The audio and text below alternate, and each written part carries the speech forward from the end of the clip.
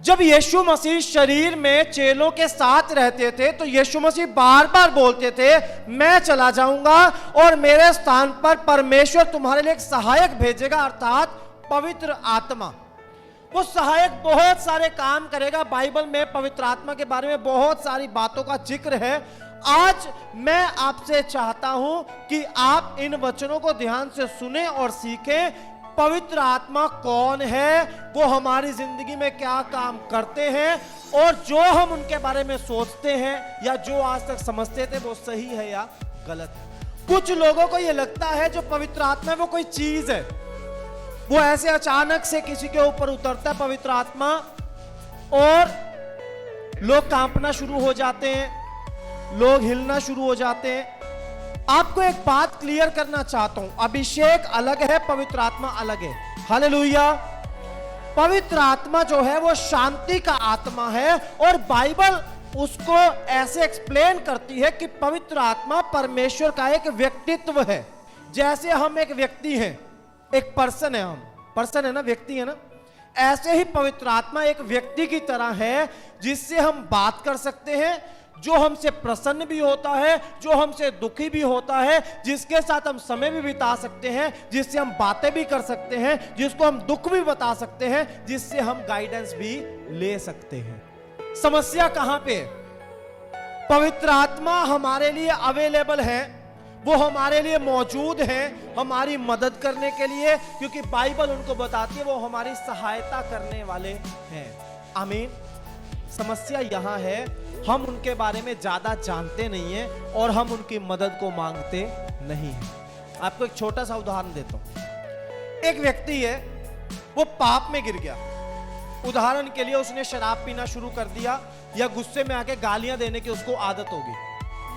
अब वो व्यक्ति हर सुबह पश्चाताप करता है कि मैं आज के बाद शराब नहीं पीऊंगा, लेकिन जैसे ही शाम होती है उसको अंदर से होने लगता है थोड़ी सी पी ले, थोड़ी सी पी ले, थोड़ी सी पी ले। सब उसको रोकते, उसकी पत्नी उसको रोकती है, उसकी माँ उसको रोकती है, उसके बच्चे उसको रोकते हैं, सारे उसको समझाते हैं, लेकिन उससे रुका नहीं जाता और वो फिर से जाता है, शराब खरीदता और शराब पी के घर में वापिस आ जाता है। ऐसा बहुत सारे लोगों के साथ होता है।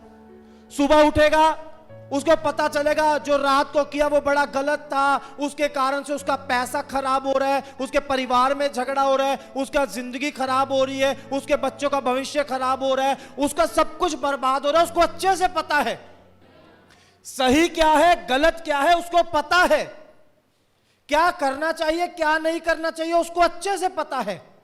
लेकिन समस्या कहां पे है? पता होने के बावजूद भी वो कर नहीं पा रहा।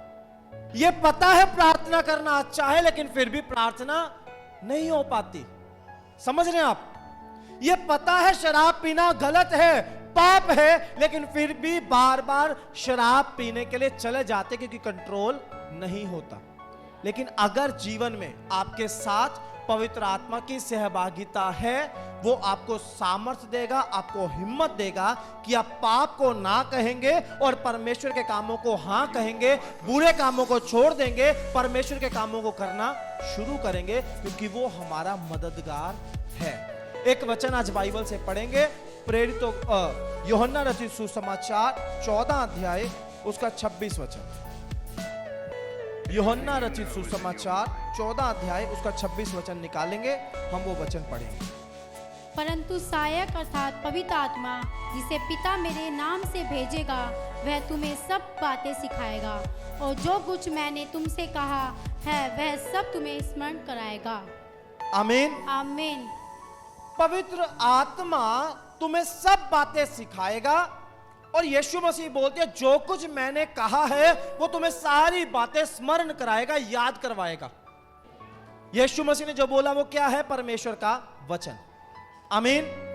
अब जब आप पाप करने की स्थिति में होंगे, आप में से ज्यादातर लोग इस बात को महसूस कर चुके हैं, अनुभव कर चुके हैं कि जब भी आप घर से पाप करने के लिए निकलते हैं या घर में आप टेम्पटेशन में आते हैं, पाप करने लगते हैं, तो अंदर से एक आवाज आपको जरूर आती है, ऐसा मत कर। आप किसी से झगड़ा करने के लिए जा रहे हैं, अंदर से आवाज आएगी, नहीं नहीं नहीं झगड़ा मत कर। नशा करने के लिए जा रहे हैं, आवाज आएगी, नशा मत कर। आपको हमेशा पवित्र आत्मा रोकता है पाप को करने से। लेकिन समस्या यहां है, हमारी उसके साथ इंटीमेसी कम है, उसके साथ संबंध थोड़ा कमजोर है, इसीलिए हम पवित्र आत्मा की आवाज को सुनते नहीं है। अनसुना करके जो हमारी मर्जी होती है हम उसको करते रहते हैं। बाइबल में लिखा है, वो जो मुझे सामर्थ देता है उसमें मैं सब कुछ कर सकता हूं। जो पवित्र आत्मा आपको सामर्थ देते हो उसमें आप सब कुछ कर सकते हैं।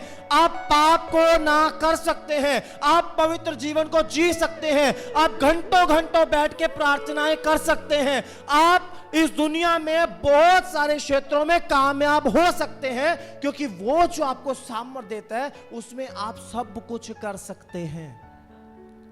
यीशु मसीह पवित्र आत्मा के बारे में लगातार बोलते रहे जब तक वो शरीर में थे, क्योंकि वो जानते थे जब यीशु मसीह शारीरिक रूप में उठा लिए जाएंगे तो आत्मा के रूप में हमारे साथ होंगे और हमेशा हमेशा तक हमारे साथ वो रहेंगे।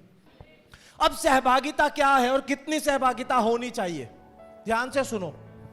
आपके घर में आपका कोई जानकार आता है, आप उसको बोलते हो कोई बात नहीं आप आइए, या आप किसी को इनवाइट करके आते हो, आप आइए चाय पियेंगे बैठकर।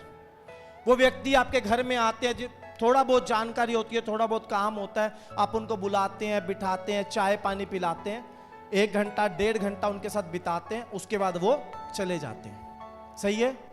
जिनसे थोड़ा सा ज्यादा प्यार होता है और ज्यादा अच्छा रिश्ता होता है, आप उनको बोलते हैं आप खाने पर आइए, लंच पर आइए, डिनर पर आइए, हम अच्छे से बात करेंगे और आपको मेरे घर पे खाना खाना है।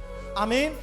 वो आपके घर पे आते हैं, आप उनसे बातचीत करते हैं, आप उनको खाना खिलाते हैं, और इस तरह से जो टाइम स्पेंड होता है वो 3 से 4 घंटे होता है। फिर कोई बहुत ज्यादा प्यार करने वाला हो तो आप उनको बोलते हैं आप कुछ दिन मेरे घर पे आओ, हम घूमने चलेंगे, हम यहां रहेंगे, हम इकट्ठे छुट्टियों में टाइम स्पेंड करेंगे, फैमिली के साथ आना और कुछ दिन रुक के जाना है मेरे पास। होता है ना ऐसा। उनके साथ थोड़ा सा प्यार ज्यादा है, वो आपके घर पे आते हैं, कुछ दिन रुकते हैं, स्पेंड करते हैं, आप उनके साथ अच्छा समय बिताते हैं, उसके बाद वो वापिस चले जाते हैं। लेकिन जो आपके बहुत करीबी होते हैं, आपकी पत्नी, आपका पति, आपके बच्चे, आपके माता पिता, जो आपके सगे संबंधी हैं, आप 2400 घंटे एक घर में उनके साथ रहते हो। तो पवित्र आत्मा के साथ लोगों का रिश्ता ऐसा ही है। कुछ लोग उनको इतना ही इनवाइट करते हैं, इतना ही बुलाते हैं अपने जीवन में जितनी उनको जरूरत होती है, थोड़ी देर के लिए, 10 मिनट, 5 मिनट, 15 मिनट, पवित्र आत्मा प्रभु मेरे जीवन में आइए, मैं इस मुसीबत में हूं, आप मेरा छुटकारा कर दीजिए। कुछ लोग थोड़ा सा ज्यादा प्रार्थना करते हैं, 1-1.5 घंटा प्रार्थना में बिता लेते हैं वो। लेकिन कुछ लोग ऐसे होते हैं जो 24 घंटे परमेश्वर की स्तुति आराधना करते रहते हैं, पवित्र आत्मा की सहभागिता में बने रहते हैं। और जितने लोग ऐसा करते हैं उन सब की जिंदगी में पवित्र आत्मा उनके जीवन के हर क्षेत्र में उनकी मदद करता है, उनकी सहायता करता है। आपके जीवन में बहुत बार ऐसा समय आता है जब आप ऐसी मुसीबत में फंस जाते हो जिससे बाहर निकलने का आपको रास्ता नहीं पता। आप फंस गए, आप इतने बड़े कर्जे में फंस गए कि उस कर्जे से छुटकारा कैसे होना आपको नहीं पता। आपकी नौकरी चली गई, आपको नहीं पता दोबारा नौकरी आपको इसी फील्ड में करनी है, दूसरे फील्ड में करनी है, या आपको नौकरी मिलेगी, या परमेश्वर आपको बिजनेस देना चाहता है, आपको नहीं पता। आप किसी बिजनेस को कर रहे हो, वो बहुत डाउन है, आपको नहीं पता वो बिजनेस आगे बढ़ेगा या रुक जाएगा, आपको बिजनेस कंटिन्यू करना चाहिए या नहीं करना चाहिए।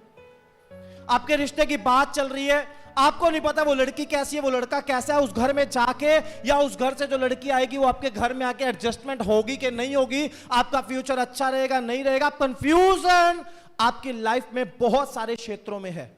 पवित्र आत्मा क्या करता है जानते हैं? हमें गाइड करता है, हमारे लिए क्या सही है, हमारे लिए क्या गलत है, हमें कहां आगे बढ़ना चाहिए, कहां रुक जाना चाहिए, कौन व्यक्ति हमारे लिए अच्छा है, कौन व्यक्ति हमारे लिए बुरा है। पवित्र आत्मा वो सब कुछ एक एक करके हमारे ऊपर प्रकट करते रहते हैं। आमीन। ध्यान से सुनो, यीशु मसीह, अब मैं शुरू से आपको समझा रहा हूं, इसको समझना है। सबसे पहले प्रभु यीशु मसीह हमें इस बात को सिखाते हैं, हमें पवित्र आत्मा को मांगना चाहिए। क्या करना चाहिए? बाइबल में यीशु मसीह बोलते हैं, जब तुम बुरे होकर अपने बच्चों को अच्छी वस्तुएं देना जानते हो तो तुम्हारा स्वर्गीय पिता तुम्हारे मांगने पर तुम्हें पवित्र आत्मा क्यों नहीं देगा। अब पवित्र आत्मा को क्यों मांगना चाहिए? पवित्र आत्मा को तो सब पता है, हम उसके बच्चे हैं, उसको आना चाहिए ना अपने आप हमारी जिंदगी में। क्यों मांगने की जरूरत पड़ती है? अपने आप जानते हैं कौन आता है? अपने आप शैतान आता है, दुष्ट आत्माएं आती हैं, उनको बुलाने की जरूरत नहीं पड़ती। बाइबल बोलती है जो शैतान है, जो दुष्ट आत्माएं हैं, वो चोर के समान है, वो सेंध लगाते हैं और अपने आप घर में घुस जाते हैं। लेकिन पवित्र आत्मा बहुत प्रीशियस है, वो परमेश्वर है, हमें उनको इनवाइट करना पड़ता है अपनी जिंदगी में, अपने घर में, अपने परिवार में। आप करते हैं ना प्रार्थना, पवित्र आत्मा आप मेरे जीवन में आइए, पवित्र आत्मा इस चर्च में आइए, हम भी करते हैं ना प्रार्थना, क्योंकि बाइबल इस बात को सिखाती है हमें पवित्र आत्मा को मांगना जरूरी है।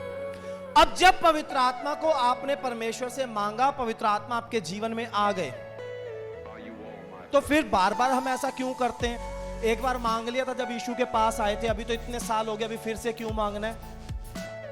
उसका आंसर आपको दे रहा हूं। इसलिए मांगना है क्योंकि जब हम पाप करते हैं, क्या करते हैं?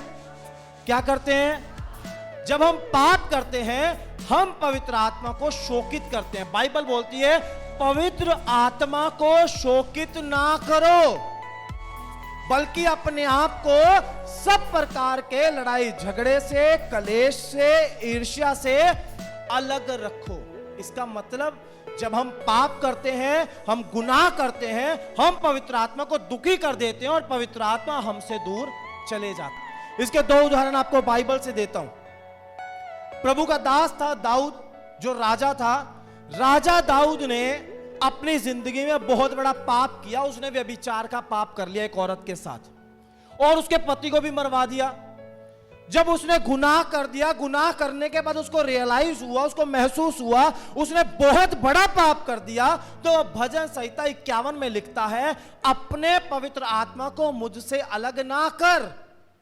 प्रार्थना करते परमेश्वर से, अपने पवित्र आत्मा को मुझसे अलग ना कर। आमीन। क्योंकि दाऊद क्या जानता है? दाऊद को पता है मैंने पाप किया, पवित्र आत्मा के साथ मेरा रिलेशन वैसा नहीं रहा, मेरे अंदर खालीपन आ चुका है। अगर आप लोग स्पिरिचुअल हैं, आत्मिक है, तो आप इस बात को समझते हो, आपका अनुभव होगा ऐसा। जब भी आपसे गलती होती है, जब भी आप गलती से अनजाने में या जानबूझ के पाप करते हो, अंदर बेचैनी लग जाती है, आपकी शांति खत्म हो जाती है, आपके अंदर से आपको खालीपन महसूस होता है, क्योंकि पवित्र आत्मा आपसे अलग हो जाती है। दूसरी जगह, जब प्रभु यीशु मसीह क्रूस के ऊपर लटकाए गए थे, बाइबल बोलती है उसने सारे जगत के पापों को लेकर क्रूस के ऊपर अपना बलिदान कर। क्रूस के ऊपर जब यीशु मसीह के ऊपर सारे जगत के पापों का वजन था, भार था, उस जगह पर यीशु मसीह प्रार्थना करते हैं, हे मेरे परमेश्वर, हे मेरे परमेश्वर, तूने मुझे क्यों छोड़ दिया? क्योंकि यीशु मसीह ने उस अलगाव को महसूस किया। यीशु मसीह ने महसूस किया कि अब पवित्र आत्मा उसके साथ नहीं है। तो जब जब आप पाप करोगे, अनजाने में करोगे, चाहे जानबूझकर करोगे, पवित्र आत्मा आपके जीवन से दूर हो ही जाएंगे, वो अलग हो जाएंगे आपसे। तो क्या करना पड़ेगा? फिर से आपको क्या करना पड़ेगा? पश्चाताप करके पवित्र आत्मा को दोबारा से मांगना पड़ेगा। समझ में आ रही है बात? हालेलुया। जब जब आप पाप करते हो, पवित्र आत्मा आपके जीवन से अलग हो जाते हैं। उसके बाद बहुत साधारण है, प्रभु से माफी मांगे, पाप का पश्चाताप करें और फिर से पवित्र आत्मा को अपनी लाइफ में, अपने जीवन में इनवाइट करें।